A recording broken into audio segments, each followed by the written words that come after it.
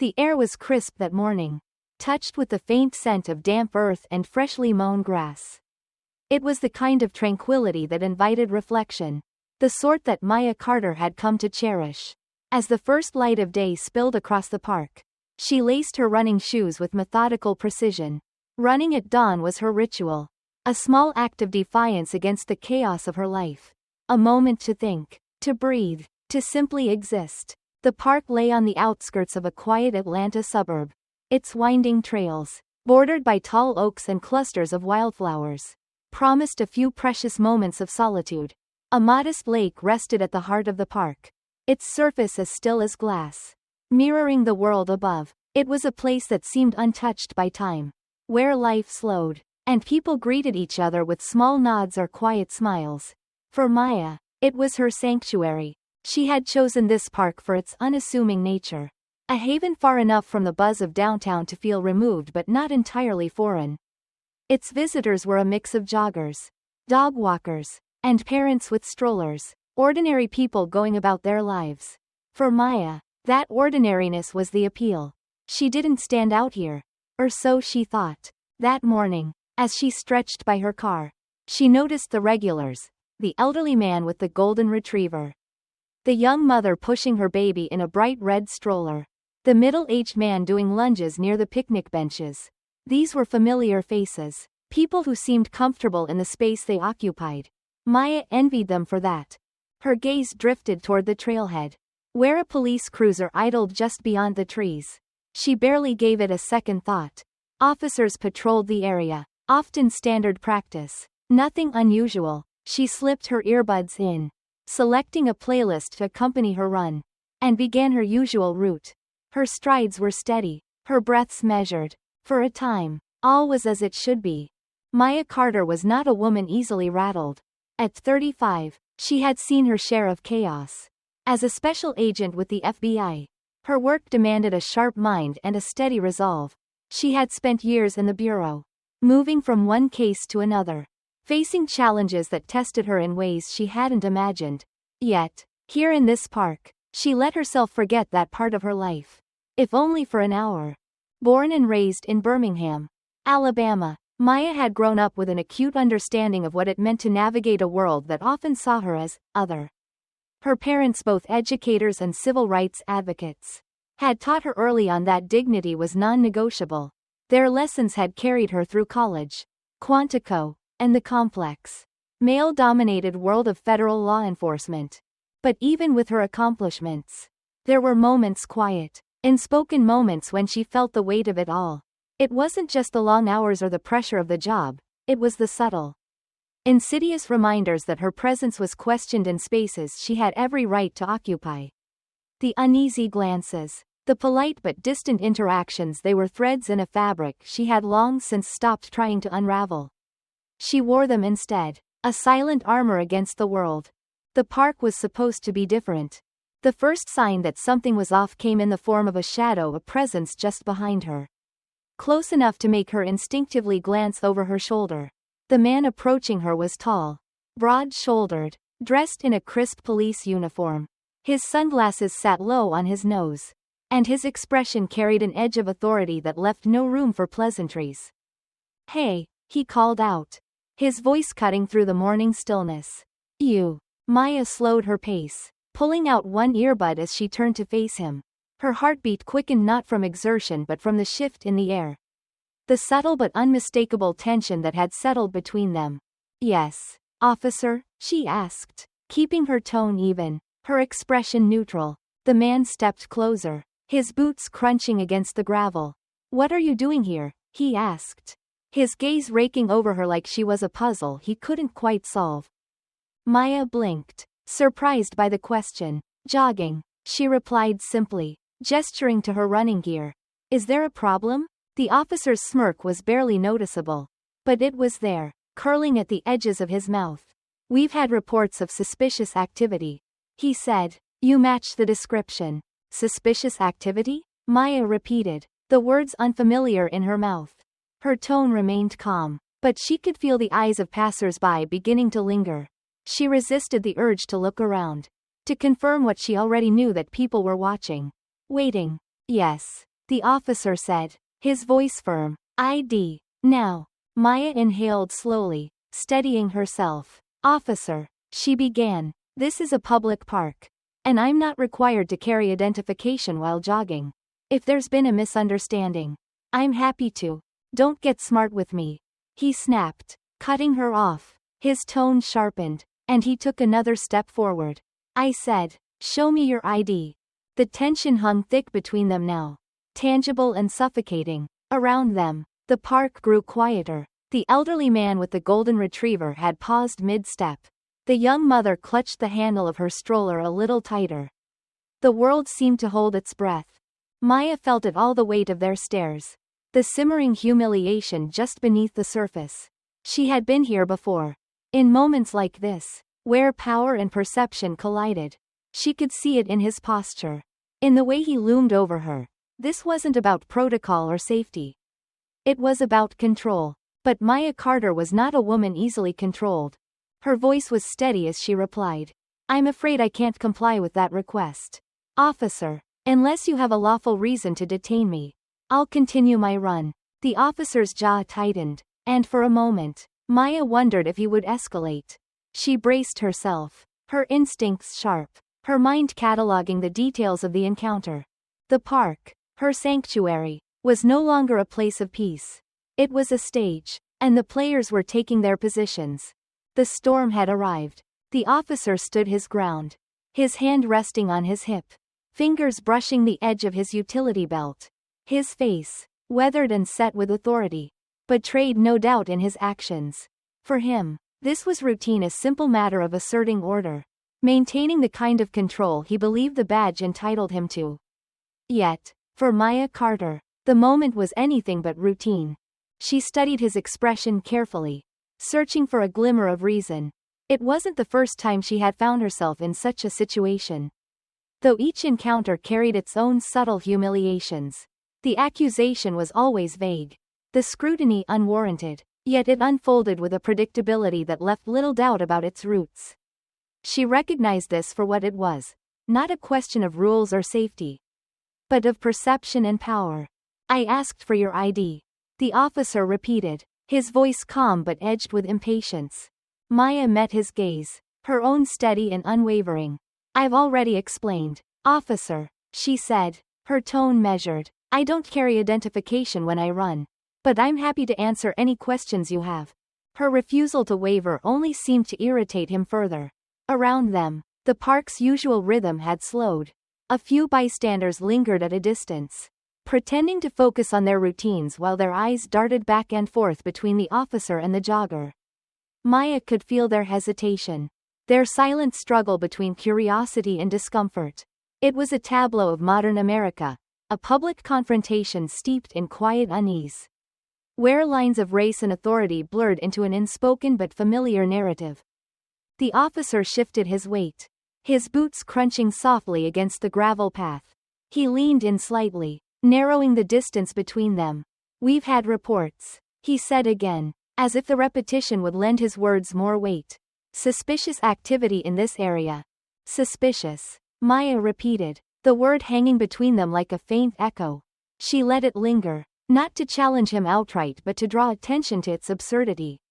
Her jogging attire, the steady rhythm of her run, the open park, what part of her presence, she wondered, warranted such suspicion? But she didn't ask. She knew the answer. It was written in the tension of his jaw, in the way his gaze lingered not on her actions but on her existence. What kind of activity? She asked instead, keeping her voice calm. Perhaps I can help clarify. The officer's smirk returned, faint but unmistakable. You match the description, he said simply. She wanted to ask him to clarify further, to detail the description he'd received and explain how it applied to her. But experience told her it wouldn't matter. The justification was a thin veneer, easily dismantled yet often left unquestioned. To press too hard would risk escalation. And escalation was the last thing she wanted. Instead, Maya reached for her phone, keeping her movements slow and deliberate. I'd like to document this interaction, she said, her voice steady but firm. The officer's reaction was swift. His hand shot out, knocking the phone from her grasp. It hit the ground with a sharp crack, the sound echoing louder than it should have in the stillness of the morning. A collective gasp rippled through the small crowd that had formed. Their murmurs a quiet chorus of disbelief. "You think you can talk to me like that?" the officer said. His voice low but brimming with restrained anger. "You're nobody." The words stung, but not for their insult. They stung because of how effortlessly they spilled from his mouth. As if rehearsed, a reflex born of repetition, not reason. Maya stood still, her hands at her sides, the tension in her body barely contained. "I'm here for a jog," she said again, her voice unshaken. "Just like everyone else in this park. Don't play games with me." The officer snapped. He took another step forward, his posture radiating authority. "You need to understand something right now. I don't tolerate disrespect. And I don't tolerate being targeted without cause." Maya replied evenly. Her words landed softly, devoid of anger but sharp with conviction. For the first time, she saw a flicker of something in his eyes, not understanding, but something closer to uncertainty. It was brief, barely noticeable, before the rigidity of his authority reasserted itself. "I've given you a lawful order," he said, his voice rising. "Turn around and put your hands where I can see them." The crowd murmured again, their unease growing. Maya glanced briefly at the faces around her. Some wore confusion, others apprehension, but none stepped forward. Their silence wasn't surprising. She knew it well, the reluctance to intervene in moments like these, where the balance of power felt too skewed to challenge. Maya's lips pressed into a thin line as she weighed her options. She could comply, let the moment pass, and deal with the aftermath later. Or she could stand her ground and risk what might come next. Neither choice felt right, but one felt necessary. "No," she said softly, but firmly, "I will not." The word hung in the air, heavier than it should have been, its finality unmistakable. The officer's face hardened, his hand moving instinctively toward his belt. The crowd held its breath, the tension teetering on the edge of something irreversible. Then, with deliberate slowness, Maya reached into the pocket of her jacket. The officer's hand froze halfway to his belt as she pulled out a small leather case and flipped it open. The gold emblem inside glinted in the morning light, catching the attention of everyone around them. "I am Special Agent Maya Carter with the Federal Bureau of Investigation," she said, her voice calm but unyielding. "And you, officer, have just made a very serious mistake." The officer's face went pale, the shift in power unmistakable. The crowd murmured louder now, their voices tinged with shock and disbelief. Maya didn't flinch, her badge steady in her hand, her gaze locked onto his. For a moment, the park was silent again, the weight of the moment pressing down on everyone present. It wasn't just about the badge or the authority it symbolized. It was about the deeper truths it exposed, the quiet, persistent reality of a world where some were questioned for existing and others weren't questioned at all. Maya let the silence linger before speaking again, her tone measured but firm. "Now, officer," she said, "would you like to explain why you stopped me?" The question, simple yet pointed, carried a weight that demanded an answer. But the officer said nothing. His authority, so absolute just moments before, now felt paper thin in the face of hers. He stepped back, his hands falling to his sides, his gaze darting to the murmuring crowd. Maya stood tall, her presence unshaken, her badge still visible. Around her, the world felt as if it had shifted slightly, the balance tipping in a way that was both rare and necessary. But even as she held her ground, she knew this wasn't the end. Moments like these, she had learned, were not isolated. They were threads in a larger tapestry of quiet injustices and unspoken truths. The confrontation was over, but the struggle it represented would continue. It always did. The moment in the park did not end with the confrontation. It lingered, heavy and unresolved, in the air, by the time Maya Carter walked away, her badge still in hand. The murmurs of the crowd had already begun to ripple outward. What they had seen, what they had not intervened to stop, was etched into their expressions. Some wore guilt, others disbelief, but most carried a quiet unease. Officer Greg Harding remained rooted to the spot long after Maya disappeared down the trail. The badge she'd revealed was now burned into his mind, and its implications were clear. He hadn't just overstepped, he had shattered the thin veneer of authority that shielded his actions. For years, he had moved through encounters like this without consequence. His power unchecked by those he targeted or those who bore witness. This time, he felt the shift keenly, though he couldn't yet articulate its weight. When he finally turned back to his cruiser, the park felt different, smaller, quieter, though its usual noises had returned. The bark of a dog, the faint laughter of children in the distance, sounds that should have been comforting now felt discordant. Out of place, he closed his car door with more force than he intended, his hands gripping the steering wheel as if to steady himself. For the first time in a long while, Greg Harding felt exposed. By midday, the story had already begun to spread. The woman with the phone had uploaded a video, capturing the tense exchange between Harding and Maya. The clip was grainy but clear enough to make its point.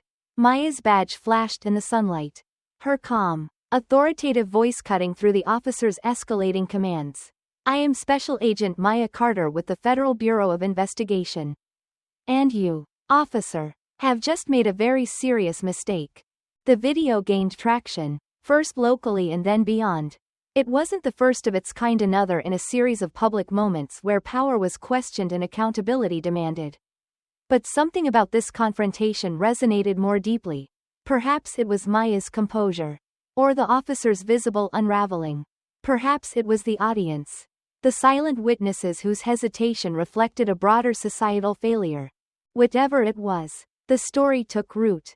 At the FBI field office in downtown Atlanta, Maya sat at her desk, reviewing reports from her latest case.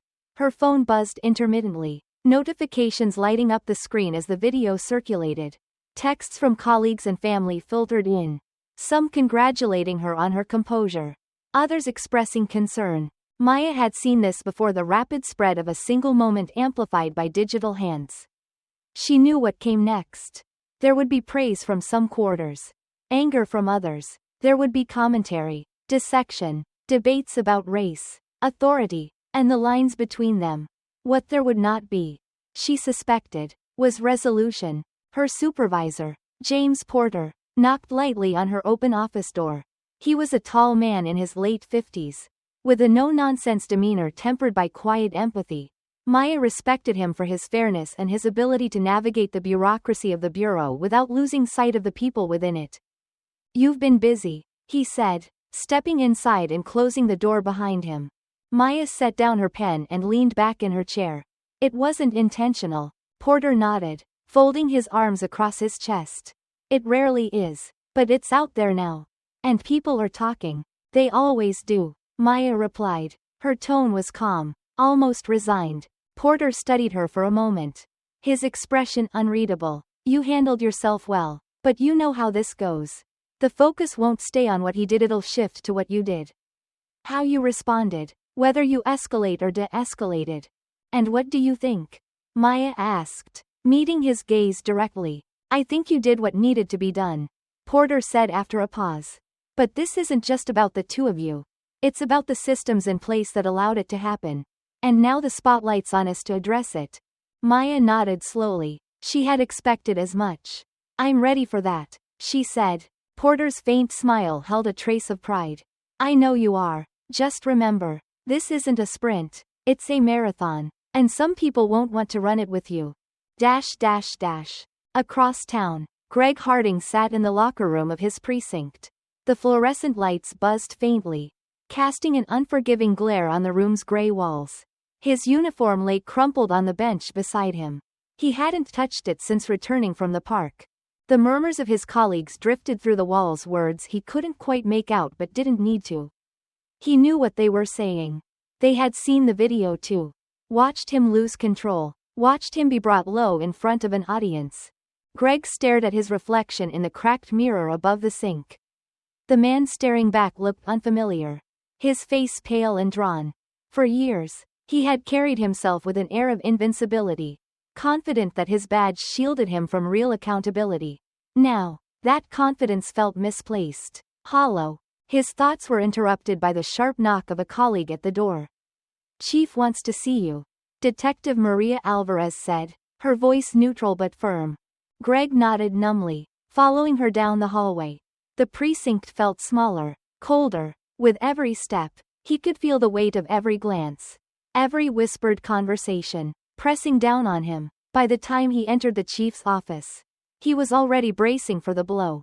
In the days that followed, the incident in the park became a flashpoint for conversations both public and private. Maya fielded calls from reporters and advocacy groups, her calm demeanor belying the exhaustion that lingered just beneath the surface.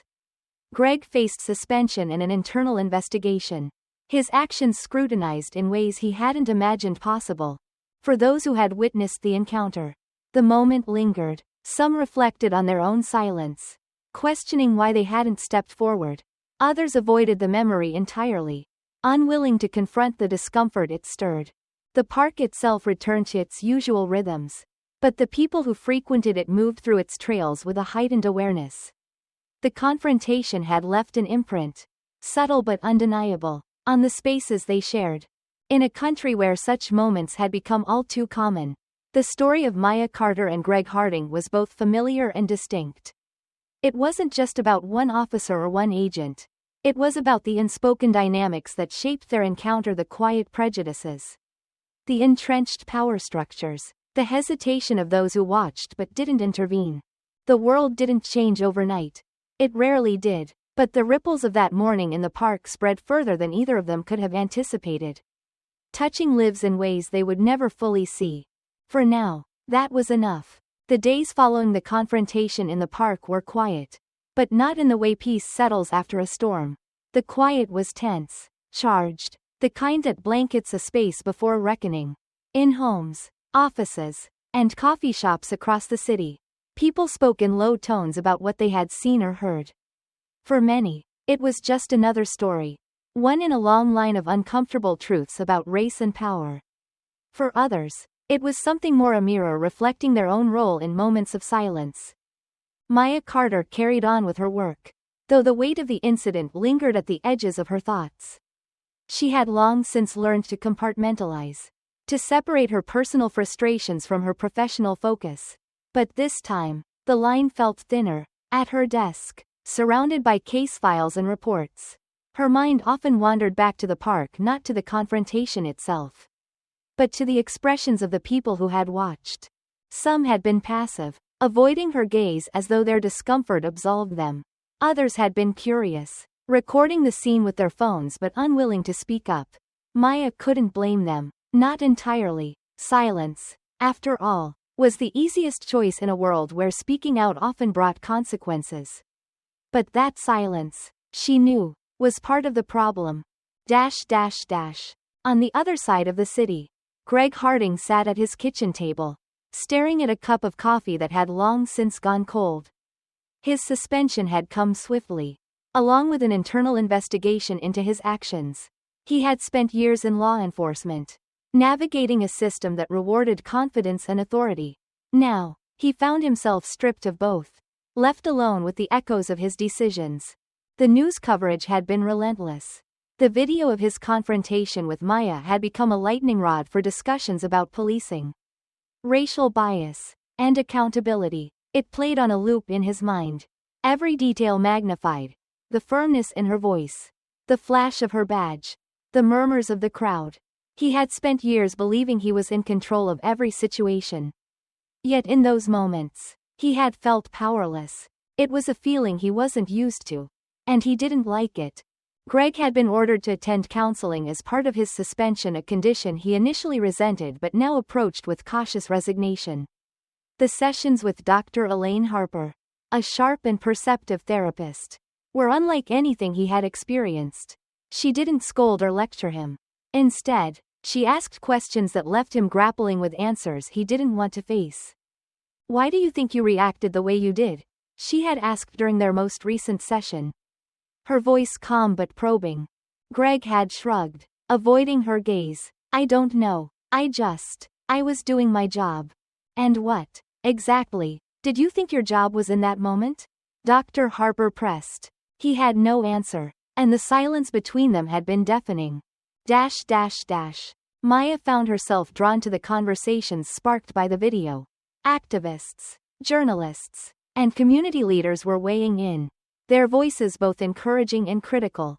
Some praised her for standing her ground, for exposing what they saw as the unchecked power of law enforcement.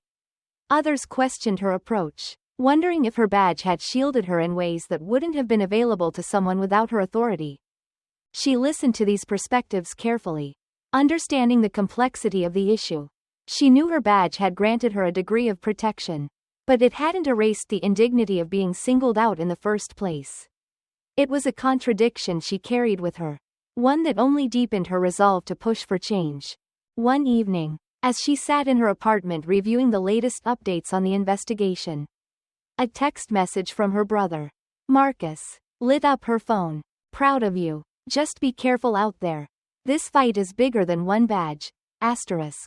Maya stared at the message for a long moment, her chest tightening. Marcus had always been her grounding force, reminding her of the values their parents had instilled in them. She typed back a quick response. I know. I'm being careful. But the unease lingered.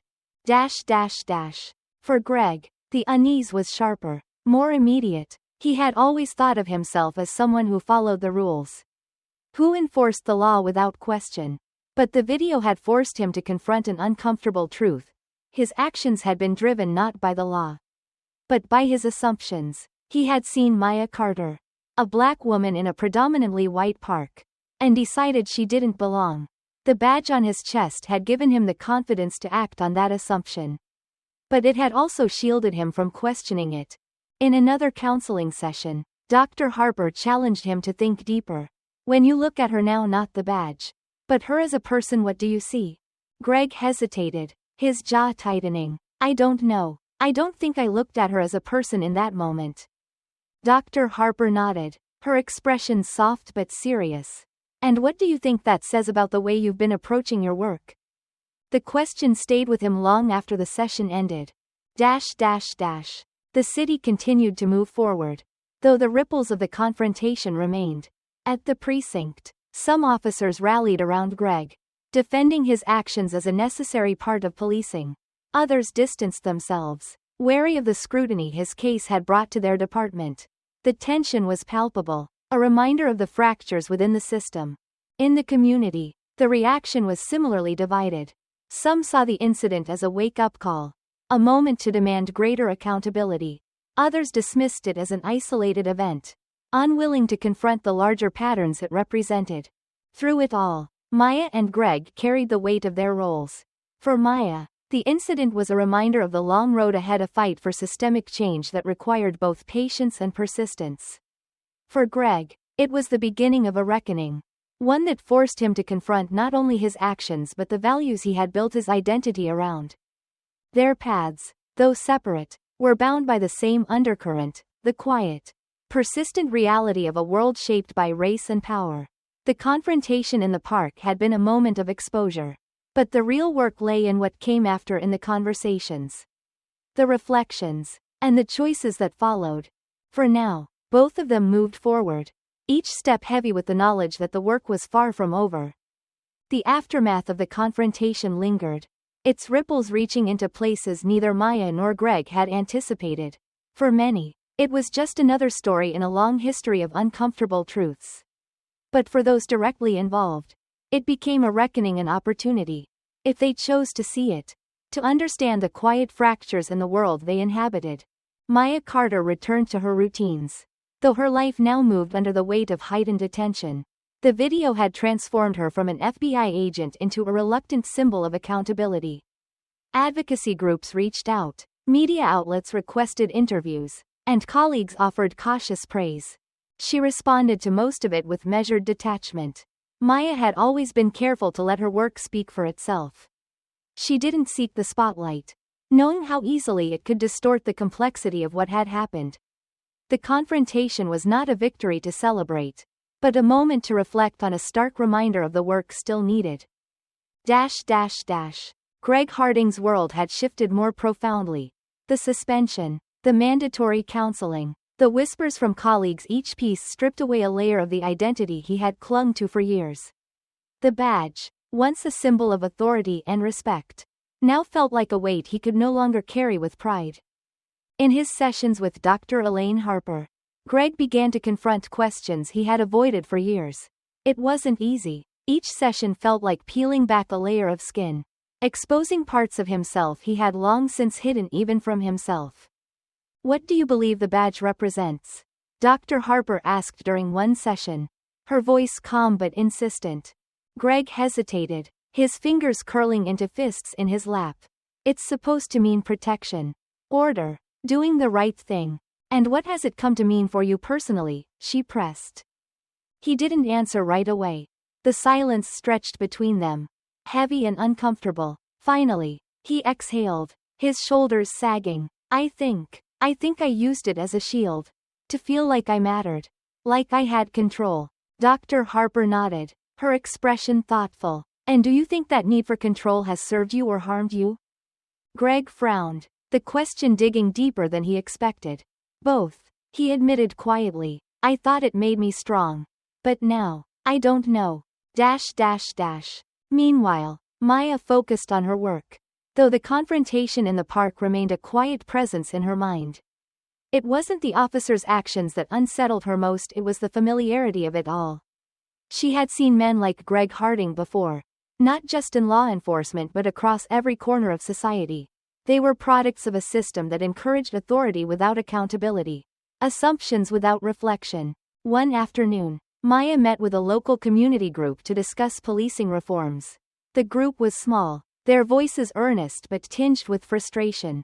They spoke of their experiences: traffic stops that turned hostile, neighborhood patrols that felt more like surveillance than protection. Their stories mirrored one another, a chorus of quiet indignities that painted a larger picture. As Maya listened, she realized something that had been nagging at her since the incident. The system wasn't just broken, it was designed to operate this way. The rules weren't failing, they were functioning exactly as they had been intended, benefiting some while marginalizing others. To change that required more than exposing bad actors. It required dismantling the structures that allowed those actors to thrive. For Greg, the process of dismantling his own assumptions had begun. At first, he resisted, clinging to the idea that he had simply made a mistake, a momentary lapse in judgment. But as Dr. Harper guided him deeper, he began to see the patterns in his behavior, the ways he had used his position to reinforce his own biases, often without realizing it. In one session, Dr. Harper asked him to recall his earliest memories of authority. Greg spoke of his father, a stern man who believed in discipline above all else. He used to say, "Respect is earned through strength." Greg said, his voice tinged with bitterness. "And did that belief shape the way you approached your work?" Dr. Harper asked. Greg nodded reluctantly. "Yeah, I guess I thought that's how it was supposed to be. You show strength, you get respect. But now I'm not so sure." Dr. Harper leaned forward slightly, her voice softening. "Respect isn't about fear, Greg. It's about trust. And trust is something you have to build, not demand." As Greg wrestled with these realizations, Maya continued to push forward. She spent her evenings poring over reports and legal briefs, searching for ways to address the systemic issues she had witnessed firsthand. The community group's stories stayed with her, their voices a reminder of the stakes. Each person's experience was a thread in the larger fabric of inequity, a fabric that needed to be unraveled. Thread by thread. One night, as she reviewed her notes, her brother Marcus called. His voice was steady, but she could hear the concern beneath it. "You're taking on a lot, Maya," he said. "More than one person should have to." "I can handle it," she replied, though the weight of her words suggested otherwise. "I know you can," Marcus said, "but don't lose sight of yourself in all this. The fight will always be there. You have to make sure you are too." Maya didn't respond right away. She knew he was right, but the thought of stepping back, even for a moment, felt impossible. In their own ways, both Maya and Greg were planting seeds of change. Maya worked to hold the system accountable, while Greg began the slow, painful process of holding himself accountable. Their paths remained separate, yet intertwined by the same underlying truths. The confrontation in the park had been a catalyst. But the real work was just beginning. For Greg, it meant facing the harm he had caused and finding ways to repair it. For Maya, it meant continuing to push for a world where moments like that didn't have to happen at all.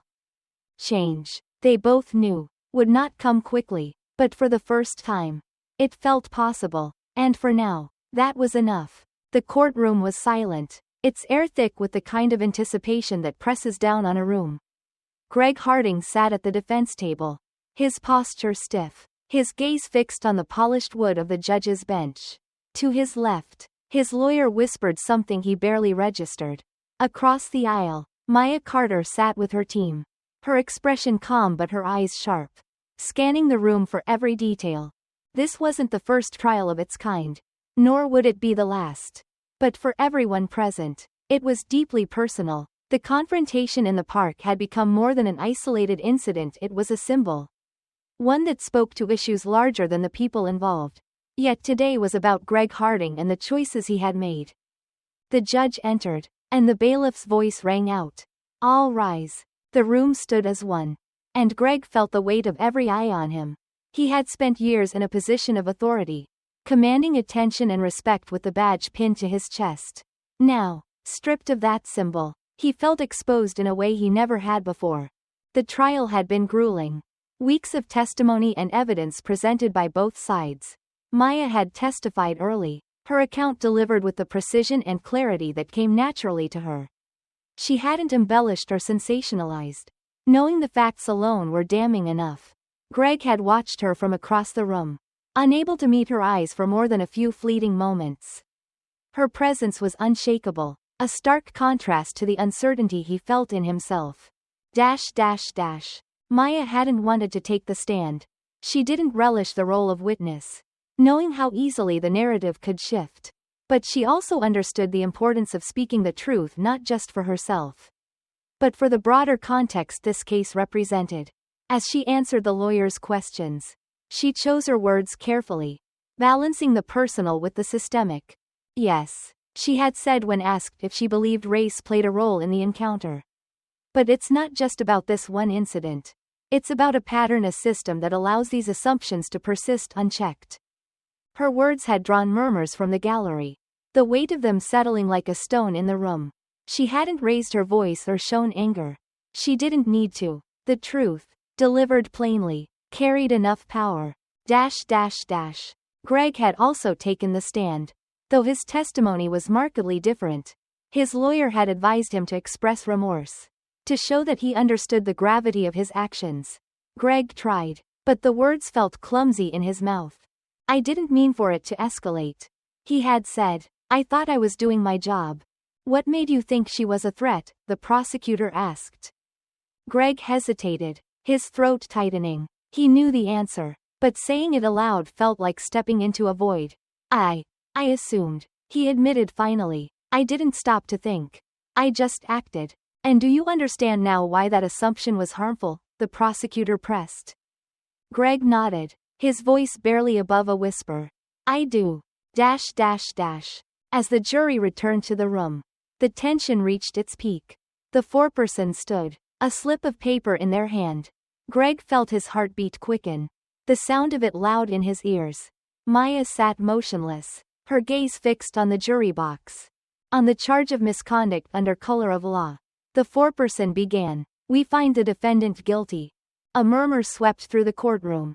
Brief but undeniable. Greg's shoulders slumped, his head dipping slightly. The judge's voice followed, delivering the sentence. Community service, mandatory rehabilitation, and the permanent revocation of his law enforcement credentials. The punishment was not severe by legal standards, but it carried a symbolic weight that couldn't be ignored. Greg Harding would never wear a badge again. Outside the courtroom, reporters gathered, their cameras and microphones waiting to capture reactions. Maya exited quietly, slipping past the crowd with her team. She had no desire to make a statement. The case spoke for itself. For her, the trial was a necessary step, but not the final one. There was still work to be done, policy reforms to push for, conversations to continue. Greg, on the other hand, found himself facing the glare of the media. He didn't speak, his lawyer fielding questions as they made their way to the car. The weight of the verdict settled over him, not as an ending but as the beginning of something he couldn't yet define. In the weeks that followed, the trial's impact rippled outward. Community groups used it as a rallying cry, advocating for greater accountability in law enforcement. Maya continued her work, her focus on ensuring this moment wasn't lost in the flood of news cycles. She knew the limits of the courtroom. Real change required more than a single verdict. For Greg, the sentence brought him to unfamiliar spaces. His community service placed him in neighborhoods he had once patrolled, this time without the barrier of authority. He listened to stories from people he had never taken the time to understand. Slowly, painfully, he began to see the humanity he had overlooked for so long. The trial had ended, but the story it represented continued. In a country where moments like this were far too common, the case of Maya Carter and Greg Harding became a touchstone, a reminder of the quiet, persistent work needed to confront the divides that shaped everyday life. For Maya, the outcome was not victory but validation. For Greg, it was a reckoning, one that would follow him long after the courtroom doors closed. And for the people watching, it was a call to reflect on their own roles in the systems that allowed such moments to exist. The courtroom had gone quiet, but the echoes of its verdict continued to reverberate in ways both expected and surprising. For Maya Carter and Greg Harding, the resolution marked a shift, not an end, but a new beginning in two very different journeys. The shared moment in the park, which had drawn them together briefly, now pulled them apart as they faced the realities of their own paths. For Greg, the sentence of community service felt, at first, like just another punishment. His supervisor had handed him a list of obligations, each one seemingly unrelated to his years in uniform. Attend forums on community police relations. Volunteer with organizations that served communities he had rarely interacted with. Speak publicly about his own failings. The first forum was the hardest. It was held in a small, brightly lit room at a local community center. Folding chairs were arranged in rows, and the faces of the attendees ranged from curious to skeptical. Greg stood at the front, his hands clasped tightly as he faced an audience that included some of the very people he had once dismissed. The moderator, a soft-spoken pastor, introduced him. Greg Harding is here to share his story and, more importantly, to listen. Listening, as it turned out, was far more difficult than speaking. One by one, attendees recounted their experiences with law enforcement. A middle-aged woman described how her teenage son had been stopped and questioned on his way home from school. A young man spoke of how he'd been treated as a suspect in his own neighborhood. Each story carried a weight that Greg couldn't ignore. He felt their words settle on him like stones, each one challenging the image he had of himself and the work he had done. When it was his turn to speak, Greg hesitated. He had prepared remarks, but they suddenly felt inadequate. Instead, he spoke plainly. "I'm here because I made a mistake," he began, "and not just in that moment at the park. For years, I saw my badge as a shield, a way to assert control, to feel like I mattered. I didn't stop to think about how my actions affect others. That's something I'm trying to change." The audience was silent, their expressions guarded. Greg didn't expect forgiveness, nor did he seek it. For the first time, he wasn't speaking to be heard, he was speaking to acknowledge. Maya's path, meanwhile, was no less challenging. The trial had cemented her role as a figure of accountability. But she knew how fleeting public attention could be. Her focus remained on the broader fight for systemic change.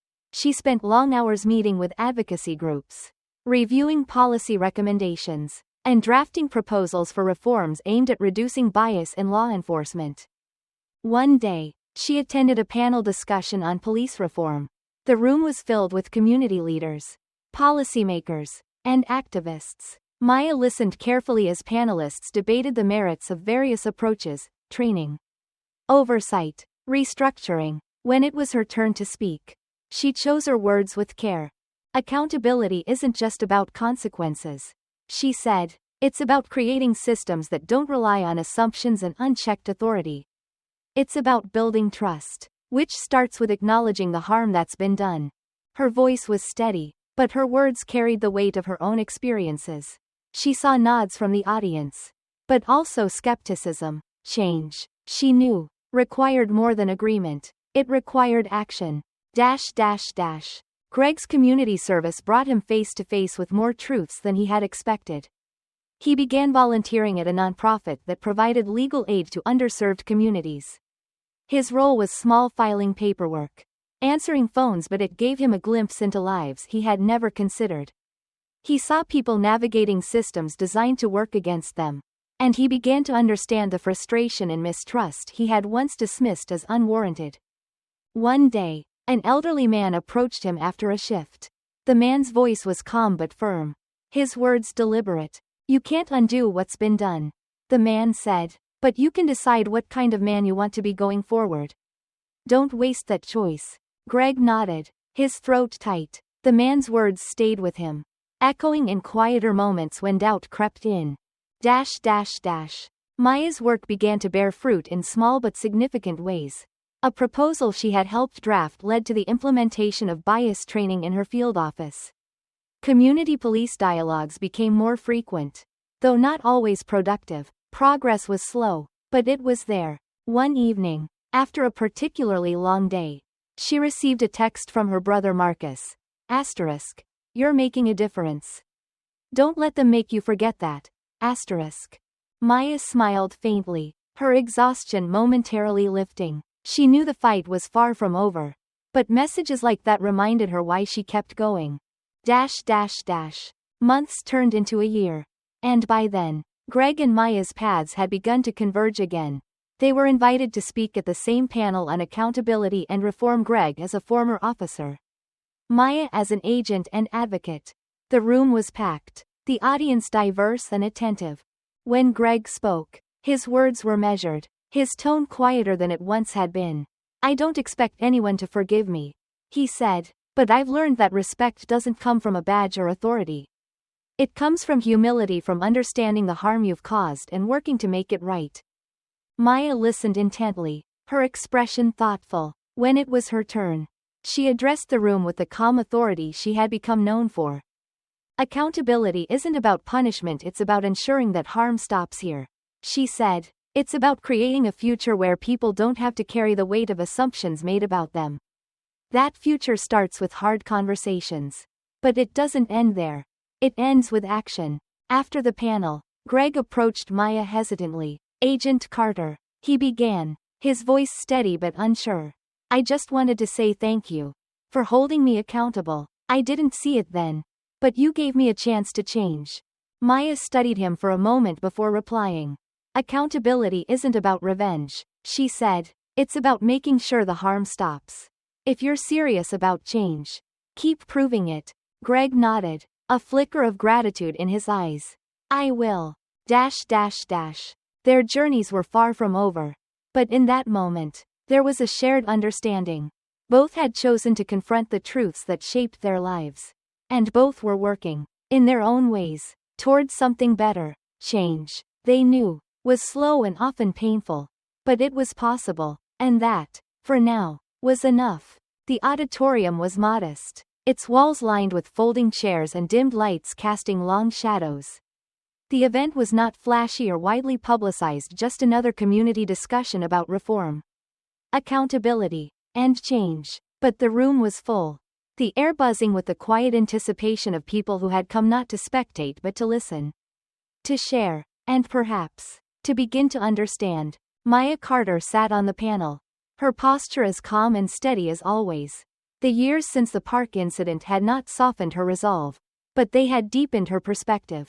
Change, she had learned, was slow and painstaking. It moved not in great leaps, but in small, deliberate steps, many of which were invisible to those who would benefit most. To her left, Greg Harding adjusted his microphone, his movements careful, almost self-conscious. He was not the same man he had been that morning in the park. The badge was long gone, along with the authority it once granted him. In its place was a quieter determination, born from months of reflection and the difficult work of rebuilding not just his image but his understanding of himself. The moderator, A middle-aged woman with a firm but gentle voice introduced the panelists one by one. When she got to Greg, there was a pause, a shift in the room's energy. His story was well known, though not everyone agreed on what it symbolized. For some, he was a cautionary tale. For others, a figure of redemption. Greg himself was still unsure which he preferred. As the discussion began, Maya spoke with the same measured clarity she always brought to these events. She talked about the importance of systemic change, of creating policies that addressed the root causes of inequity rather than merely reacting to its symptoms. Her words carried weight, not because they were dramatic or impassioned, but because they were grounded in experience and tempered by realism. We can't fix what we don't acknowledge, she said, her voice steady, and acknowledgement requires more than words. It requires action, consistent, sustained action. The audience nodded, their faces thoughtful. For many, her words resonated with their own experiences, their own frustrations. Maya had a way of speaking that felt personal, even when addressing the larger picture. When it was Greg's turn, he hesitated for a moment, his hands resting lightly on the edge of the table. He had prepared remarks, but as he looked out at the audience, he decided to set them aside. What he wanted to say needed to come from a place of honesty, not rehearsal. I've spent the past 2 years trying to understand who I was that morning in the park. He began, his voice low but firm. And the truth is, I was a man who thought authority meant power. I didn't see it as a responsibility. I didn't see the people I was supposed to serve, not really. He paused, glancing briefly at Maya, who gave him a slight nod of encouragement. I won't ask for forgiveness. He continued, I don't think I deserve it. But what I've learned is that change doesn't start with others. It starts with us, with the choices we make, the biases we confront, and the work we're willing to do to make things right. The room was silent, the weight of his words settling over the audience. It wasn't an apology, but it wasn't an excuse either. It was an acknowledgement, one that many in the room had waited years to hear from men like him. After the panel, as the audience trickled out into the cool evening air, Maya and Greg found themselves standing near the back of the room. It was not the first time they had crossed paths since the trial. But the moment felt different, quieter, less burdened by the weight of what had come before. Your words carried weight tonight, Maya said, her tone neutral but not unkind. Greg nodded, his gaze steady. I hope they did. I've learned that words are easy, though. It's the follow-through that matters. That's true, Maya replied. She studied him for a moment, then added, but acknowledgement is the first step. And not everyone takes it. Greg allowed a faint smile, though it didn't quite reach his eyes. I'm trying, he said. I know it'll never be enough. But I'm trying. Maya's expression softened. Sometimes, trying is where it starts. Just don't stop. The auditorium emptied, leaving behind only the faint echoes of footsteps and murmured conversations. Outside, the streetlights cast pools of golden light on the sidewalk, and the cool breeze carried the hum of the city's quieter rhythms. Maya walked to her car, her steps steady, her thoughts already shifting to the next challenge, the next conversation. Greg lingered for a moment longer, standing under one of the streetlights. He looked up at the sky, where the faintest traces of stars peeked through the haze of city lights. He thought about the stories he had heard tonight, the faces of the people who had shared them, and the weight of his own words. For the first time in years, he felt something close to clarity, not peace, but purpose. For Maya and Greg, the road ahead was still uncertain, marked by the slow, uneven progress that defined all meaningful change. But in that uncertainty was the possibility of something better, not just for themselves, but for the world they were trying, in their own ways, to shape. It was not a dramatic ending. There were no sweeping victories, no sudden resolutions, just two people, once on opposite sides of an unspoken divide, now working quietly toward the same goal. A world where justice wasn't an aspiration, but a reality. And perhaps, for now, that was enough.